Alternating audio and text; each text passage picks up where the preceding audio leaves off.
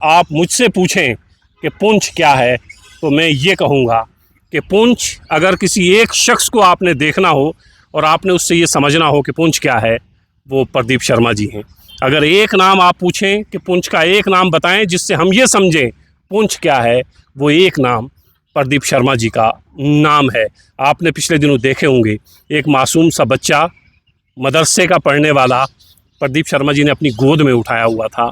फिर आपने एक और तस्वीर देखी होगी, एक मदरसे का मौलाना जो पाकिस्तान से गोला आया और जिसने उसकी जान ले ली, वो आखिरी सांसें उस मौलाना ने प्रदीप शर्मा जी की बाहों में ली और इन्हीं के सामने उनकी मौत हुई। ये प्रदीप शर्मा जी हैं, यही हमारा पुंछ है।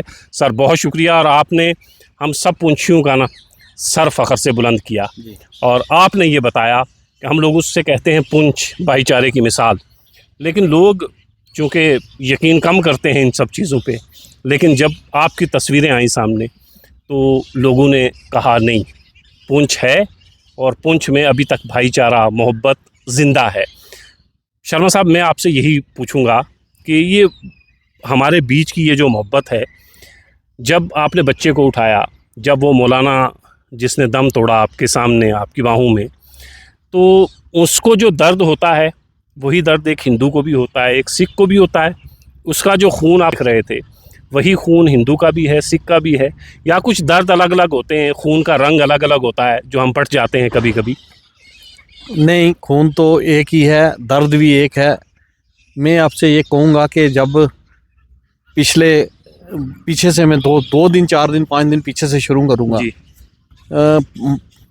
जब ये मॉल बन रहा था, तो जब पहलगाम हुआ, हमारे 26 लोग शहीद हुए, पहलगाम के बाद जब पुंछ में लग रहा था, पुंछ के हम बॉर्डर है, ये बिल्कुल जो पहली लाइन है, जो सबसे करीब बॉर्डर है हमारे पुंछ का है।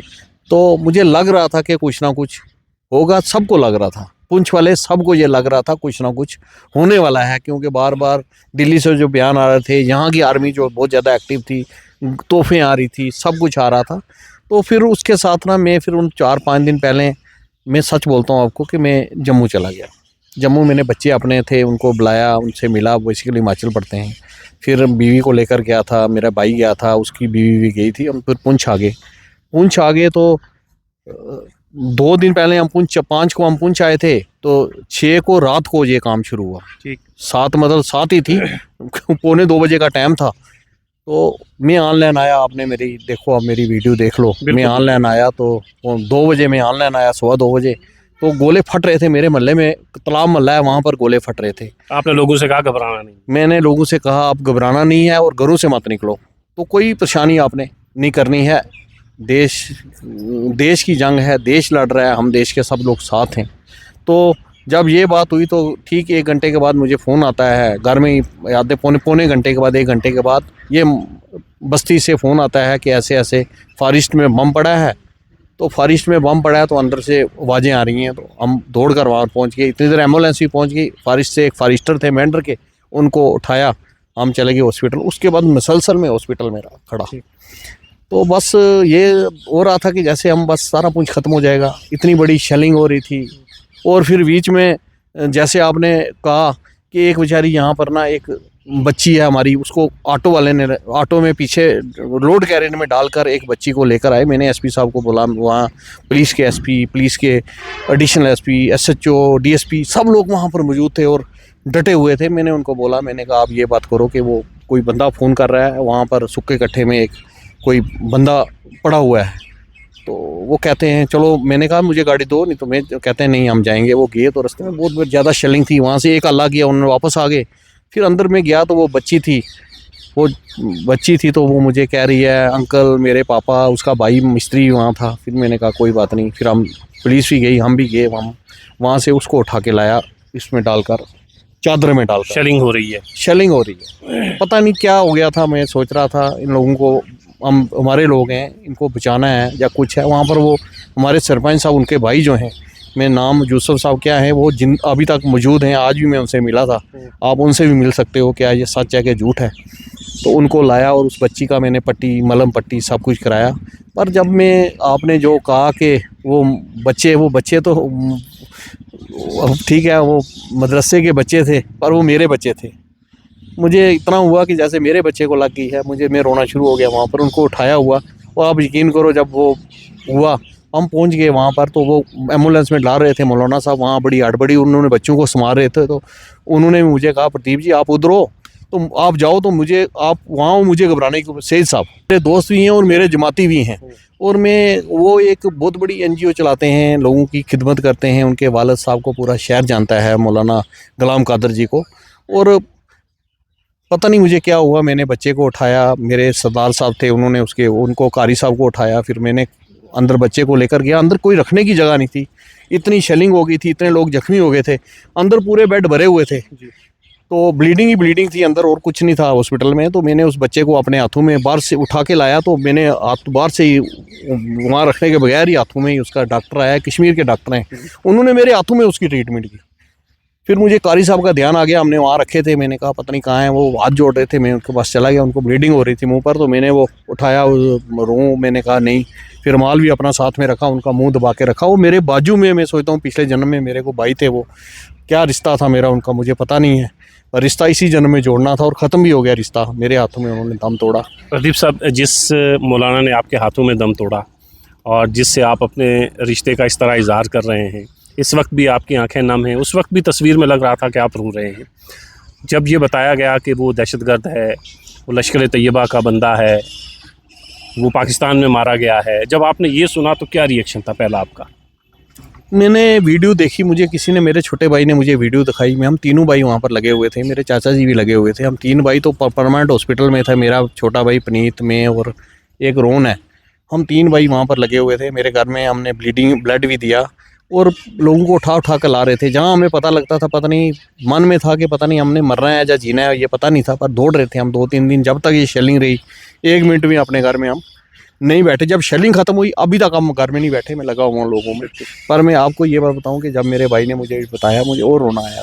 रोना इस बात के लिए आया कि देखो, प्रेस ठीक है, आप भी प्रेस के हो, मैं आपके बारे में नहीं बोल सकता हूँ, प्रेस के बारे में नहीं बोल सकता हूँ, प्रेस ही आदमी को बढ़ाती भी है, काम भी करती है, पर बदकिस्मती की बात है, एक जो फौजी है वो देश की सीमा पर जान देता है, और कारी साहब जो उन्होंने, अकवाल कादी साहब में 6-8 बच्चे हैं उनके घर में, 2 उन्होंने शादियां की हैं, गरीब आदमी है, और उनकी जो बीवी है इसी मदरसे में पढ़ाती है। और जब मैंने वो फ़ोटो देखा, वो उनकी टोपी डाली हुई कराकुली, तो मेरे वो रोना आया। पहले मैं कम रो रहा था, मेरे तो रात को खाना नहीं खाया था उस दिन, तो मैंने सोचा कि क्या हो गया हमारे देश को, क्या हो गया, देश के लिए एक आदमी जान दे रहा है और उसके लिए हम ऐसा कुछ कर रहे हैं। तो मैं सोचता हूँ कि ऐसे लोगों को जिन्होंने ऐसा किया उनको बख्शा नहीं जाना चाहिए, चाहे वो कोई भी हो। प्रदीप सर, ये बताइएगा कि आप भी इंसान, हम भी इंसान, DCSP भी इंसान, सभी इंसान हैं, जान सबके लिए बहुत अहम है, और ख़ास तौर से फिर घर वालों के लिए। तो आप जब दौड़ भाग कर रहे थे, हम लोगों के पास चीज़ें भी पहुंच रही थी, आप अस्पताल में रहे, गोले सब जगह के पड़ रहे थे, तो आपको नहीं लगा कि मुझे भी अब यहाँ से कम पुंछ से जम्मू चले जाना चाहिए, या किसी सेफ़ जगह पे चले जाना चाहिए, या घर वालों ने नहीं कहा कि भाई पहले अपनी जान बचाओ फिर उसके बाद बाकी देखना? मैं आपको सच बोलता हूँ, आप इस बात की इंक्वायरी भी कर सकते हो, झूठ झूठ होता है, सच सच होता है कि आप ख़त्म हो गए गोले, तो मैं बोल रहा हूँ। तो देखो, हम 6 भाई हैं, मेरे चाचा जी, मेरी चाची जी, हमारे सब के बच्चे, हम सब इधर ही थे। हमने ये तैयार किया था कि ये 5-5.5 लाख जो पुंछ की अवाम है, जो अमीर आदमी है, जिसके पास गाड़ी है, जम्मू में मकान है, मेरे पास भी मकान है, मेरे पास 3 गाड़ियाँ हैं, एक गवर्नमेंट की गाड़ी है स्कॉर्पियो, एक अपनी स्कॉर्पियो और एक बोलेरो है, 3 गाड़ियाँ मेरे पास हैं। पर मेरे उनमें भी तेल डला हुआ था। जम्मू में मेरे पास किराए पे है, अपना है, फ्लैट है, मकान है, सब कुछ है। पर मन में था कि ये 5.5-6 लाख जो डिस्ट्रिक्ट के लोग हैं, इतनी बड़ी गोलाबारी हो रही है, ये बैटल ऑफ बार जो पुंछ बना हुआ था, क्योंकि मैंने सुना था कि कुरुक्षेत्र की लड़ाई जो है, सारे देश दुनिया के राजे इकट्ठे होकर कुरुक्षेत्र में लड़ी थी उन्होंने। बैटल ऑफ पानीपत की लड़ाई हुई थी पर ये तो बैटल ऑफ पुंछ थी। ये जो जितनी लड़ाई है, देखो 27-28 लोग मरे हैं, उसमें 13-14 लोग तो खाली पुंछ में मर गए। मतलब ये सिर्फ पुंछ में लड़ाई हुई, और देश में इतनी बड़ी लड़ाई कहीं नहीं हुई जहाँ पर ये जो पुंछ में लड़ाई हुई। पर मैं ये सोच रहा था कि ये हमारे गरीब लोग अगर हम भाग जाएंगे, हमें देख रहे थे लोग कि ये भागेंगे तो हम भी इनके साथ भाग जाएंगे, तो हम भागते तो गरीब लोग अपना सोना, अपने पैसे सब कुछ बेचकर, ज़मीन बेचकर भागते, क्यों नहीं भागते? उनको भी रोकना था। फिर ये फौज लड़ रही थी, ये भी हमारे लिए लड़ रही थी। इनके पीछे कौन, ये हम किसके लिए लड़ रहे हैं? अगर हम चले जाते तो मन में था कि मैंने इस बार लोगों की ईमानदारी से सेवा करनी है, क्योंकि कोरोना हुआ था, मैंने प्रधान PM केयर फंड में 66 लाख रुपया जमा कराया था, 2 करोड़ रुपये का कम से कम राशन बांटा था, 2 लंगर कंटिन्यू 3 महीने लगा के रखे थे। उसके पहले फ्लड हुआ, वहाँ काम किया मैंने, POJ के विस्थापित सेवा समिति का पूरे देश में काम किया। उसके पहले जो यहाँ पर भूचाल आया था, 2 महीने में घर पे नहीं आया था, लोगों के घरों में घूमता रहा। ऐसे कंटिन्यू इन चक्रों में मैं लगा रहा। मुझे किसी ने बताया था कि यहाँ पुंछ की अगर आपने लोगों का रोज़गार बनाना है, यहाँ पीकर नेट लो। आप यकीन करोगे 10,000 पेड़ मैंने अपने पैसे से मंगवाए और यहाँ पर बंटवाए, साथ में होकर बांटे हमने। ये काम तो देश के, हमने पुंछ के लिए किया, पर देश के लिए यहाँ रुकना हम सबका ज़रूरी था। देखो जान उनकी जा रही थी, हमारी जान भी है। वो भी बाल बच्चा अपना छोड़ कर आए हैं जैसे आप थे। एक ही बात जमहूरियत साहब मैं आपको कहूँगा कि देखो यहाँ पर हम हिंदू हैं, मुसलमान हैं, सिख हैं, ईसाई, मैं पुंछ की बात करूँगा। हर तबके के यहाँ पर लोग हैं। यहाँ पर रफीजी हैं, पहाड़ी हैं, गुज्जर भाई हैं, 2 कबीले हैं, पहाड़ी और रफीजी। और पर जब देश पर बात आती है, मैं सोचता हूँ मेरे से ज़्यादा जो कट्टर हिंदुस्तानी है वो यहाँ का मुसलमान है। हिंदुस्तान के झंडे को यहाँ का मुसलमान मौलवी सईद साहब ने सबसे ज़्यादा काम किया। यहाँ के जो प्रधान सिखों के, उन्होंने ज़्यादा काम किया होगा। सब लगे हुए थे और हिंदुस्तान का झंडा उन्होंने उठा के रखा। पर कुछ लोग होते हैं जिनके ऊपर लोग सोचते हैं कि यार इनको, वो लोगों को देखते हैं हमारे ये रोल मॉडल हैं, लोग सोचते हैं कि ये पुंछ रहने चाहिए। आम आदमी ने जान बचा के भागना है। पर मुझे उन रोल मॉडलों की समझ नहीं आई कि बेचारे इतने क्यों डर गए, वो गाड़ियों पर बैठ के जम्मू छुप गए, जा कहीं और चले गए। उनको कहीं कम से कम मैं सोचता हूँ कि उनको लोगों के बीच में रहना चाहिए था। अगर DC साहब पुंछ में रहे, DC भी माँ बाप का सुना, एक ही बेटा है। और मैंने DC को अब छोटी सी गली में जहाँ गाड़ी नहीं जाती थी, जल्दी निकलता था, तो मैंने इसको DC को स्कूटी पे जाते हुए देखा है। मैं आपको सच बोलता हूँ, ये ACR का बहुत बड़ा रोल रहा है, लगा रहा। तहसीलदार आजर ये बेचारा रजौरी का है, ये भी पता नहीं 1 भाई होगा 2 हो गए, मुझे नहीं पता। ये भी इंसान था, ये भी लगा रहा। ये पुलिस ऊपर से लेकर SP, एडिशन DC का बहुत बड़ा रोल रहा, SP से लेकर SHO तक। और मैं आपको कहूँगा कि ये जो स्वीपर थे, इन 4 दिनों में भी ये रोडों में लोगों के जाकर घरों से गंद उठाते थे, सामान इनका कितना बड़ा ये वॉरियर थे। हॉस्पिटल में जो CMO से लेकर छोटे PM तक वो सब वॉरियर थे, सब लगे हुए थे, पता नहीं लगता। अच्छा, रिटायर लोग आकर हॉस्पिटल में काम कर रहे थे और लीडर जाकर जम्मू बैठ जाएंगे। मतलब फिर मैंने सोचा नहीं, मैं किसी और के बारे में तानाकशी नहीं कर रहा हूँ। मन में था कि मैंने बीवियाँ, हमारी बच्चे हैं, अगर मैं बीवियों को लेकर जाऊँगा, गरीब, ये ठीक था कि मैं जम्मू में बीवी को भेज देता, बच्चों को भेज देता, मेरे भाई अपनी भाइयों की बीवियों को, चाची को, सब बूढ़ों को भेज देते। हमने कहा नहीं, हमने जब देश के लिए बैठना तो इधर ही बैठना। जैसे बैठा था मेरा परिवार भी जाएंगे। प्रदीप जी, एक चीज़ ये बताइएगा, जैसे आप कह रहे थे कि आपने बच्चे को उठाया और उसका इलाज आपने उठा रखा था, डॉक्टर कर रहे थे, तो अब आपको ये थोड़ी कमियां भी महसूस हुई होंगी कि हमें अब इस वक्त हमें किस चीज़ की ज़रूरत है। चीफ मिनिस्टर भी यहाँ आए थे, तो एक मांग ये भी रखी गई कि बैंकर्स होने चाहिए, गवर्नमेंट मेडिकल कॉलेज होना चाहिए। तो इस 4-5 दिन की जंग में आपको क्या महसूस हुआ, किस चीज़ की कमी है जिसके ऊपर आपको और बाकी सियासतदानों को मिलकर पार्टी पॉलिटिक्स से ऊपर उठकर लोगों के लिए मांग करनी चाहिए कि ये चीज़ें यहाँ पे हों, ताकि आइंदा कभी इस तरह के हालात बने तो ना जूझना पड़े इन परेशानियों से। मैं ये सोचता हूँ कि देखो, जमहूरियत साहब के आज तक ना कभी भी हमने पुंछ के लिए डिमांड नहीं की कि हमें पुंछ में बैंकर चाहिए। सोचा ही नहीं था कभी पुंछ में इतनी बड़ी शेलिंग होगी, इतनी बड़ी बमबारी होगी। सब जो बाहर यहीं होगी, मैदान यही मैदान बनेगा और हज़ारों के हिसाब से यहाँ पर गोले पड़े। आप देखो डुंगस में पूरे पेड़ ख़त्म हो गए यहाँ पर। और मैं आज जो पुंछ के लिए सोचता हूँ तो सबसे पहले जो बात सोचता हूँ वो मेडिकल कॉलेज की जरूरत है।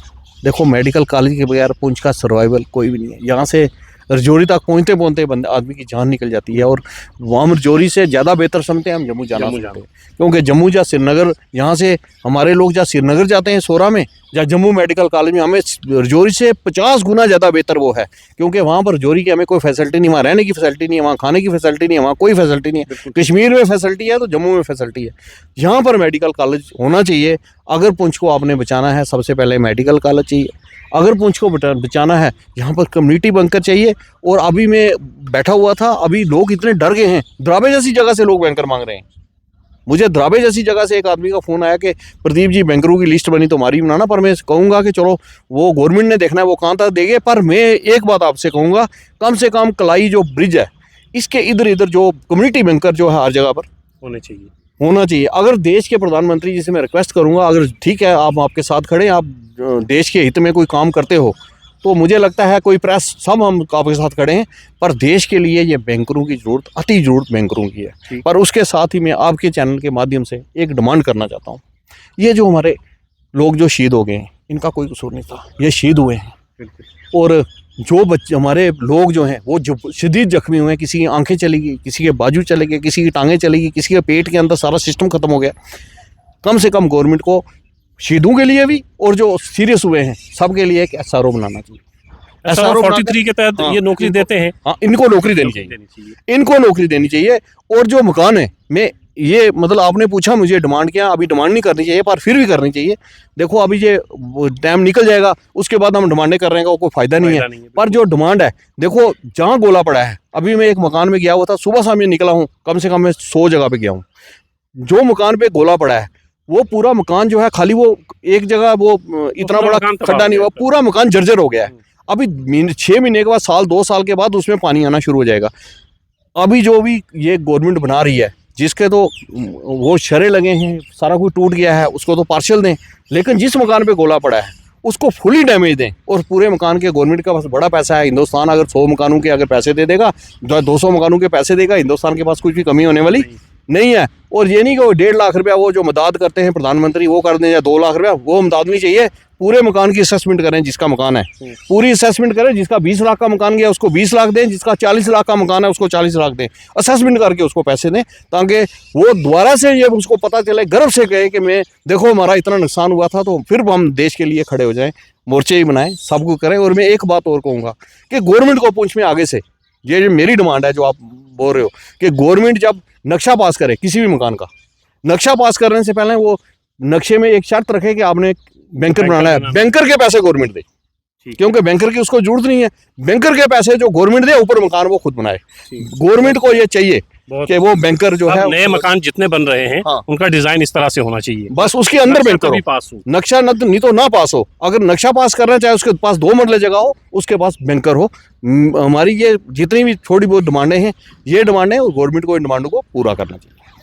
प्रदीप शर्मा साहब, ये डिमांड्स तो खैर ये बड़ी जगहों पर भी उठाएंगे, और ऑनरेबल प्राइम मिनिस्टर ने ये भी कहा था कि हर डिस्ट्रिक्ट में एक गवर्नमेंट मेडिकल कॉलेज दिया जाएगा। तो पुंछ से इसकी शुरुआत होनी चाहिए। पुंछ में गवर्नमेंट मेडिकल कॉलेज की अशद ज़रूरत है, और बहुत सारी चीज़ों की ज़रूरत है जो MLC साहब, फॉर्मर MLC साहब ने कहा भी। ये चीज़ें और प्लेटफॉर्म पर भी उठेंगी, लेकिन प्रदीप शर्मा साहब ने पुंछ में रहकर, पूरी फैमिली के साथ पुंछ में रहकर ये साबित किया कि एक सियासतदान, एक लीडर किस तरह का होता है।